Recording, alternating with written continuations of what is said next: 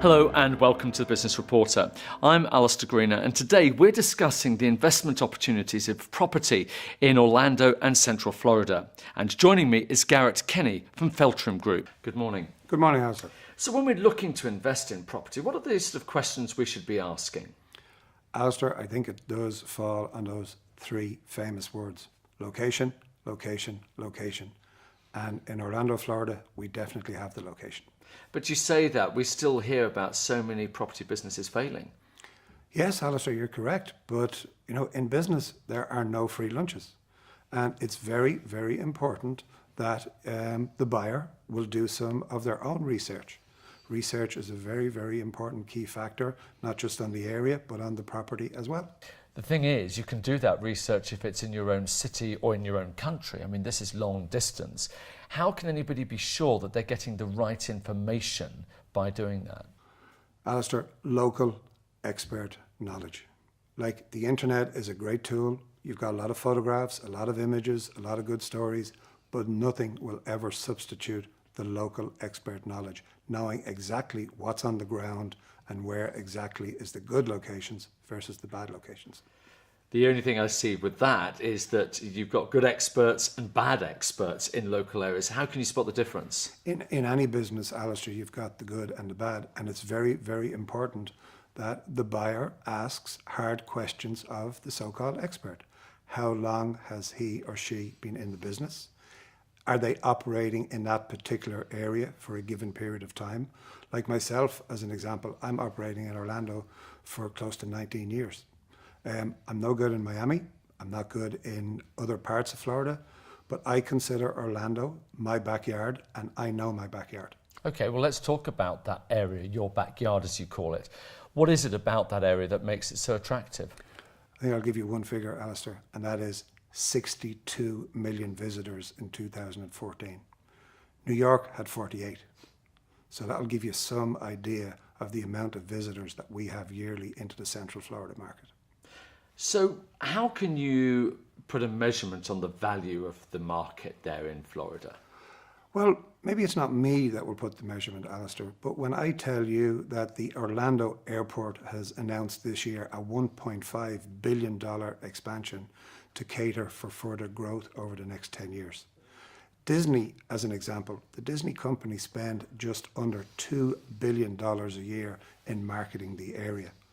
All those companies have done a lot of market research to be able to show that they are quite confident in spending the money they're spending for the Orlando area for it to grow over the next number of years. Okay, so let's say you've convinced me, I'm a potential buyer, and I come to you for advice and help. Talk me through the process. What's actually going to happen from here? We can always do the phone call, we can always do the email back and forth, but Alistair, if you're really serious, I recommend you jump on a plane and you come out and you visit the area. When you come out to Orlando, we're not just going to take the time to show you a 3-bedroom house, a 4-bedroom house. We're going to show you the area and all the economic activity that's happening in that area. That's very, very important for you as a buyer to understand what exactly is happening in that area. And typically, how long would it take to find a property that's suitable? If you're a serious buyer, Alistair, and you've done a little bit of work in advance, like by either phone or email with ourselves, honestly, 3 to 4 days would be the maximum. Usually take the first day to look at the properties. By the end of that first day, you'll have a very, very good feeling as to what you want to buy. Then we'll help you open a bank account, talk to the tax advisors, maybe apply for a mortgage if you need one. So 3 to 4 days is a good time frame to make a commitment. And then it comes to the decision-making process. How much time do we have for that? Well, Alistair, I don't want it to appear as a sales technique, but like, good properties do sell. And that doesn't necessarily mean Orlando. No matter where you are, a good property will always sell. So it could be there tomorrow, it could be there next week, it might be there in a month's time. But if it's a good property, it meets the criteria that you've been looking for, you can buy that property within a week or 2 weeks, depending on how serious you are when you want to make that commitment. The skeptics amongst people are going to remind you of the financial crash that affected the property business, and they're going to be a little bit nervous as a result of that. So how do you see the current state of the market and then look forward into the future to, say, the next 3 to 5 years? Very, very good question, Alistair. And I think, let me give you an example. The state of Florida is slightly bigger than the UK when it comes to land mass size. Population of the UK, about 67 million. Population of Florida, 20 million. Florida is the third most populous state in the USA. California, Texas, and then Florida with 20 million.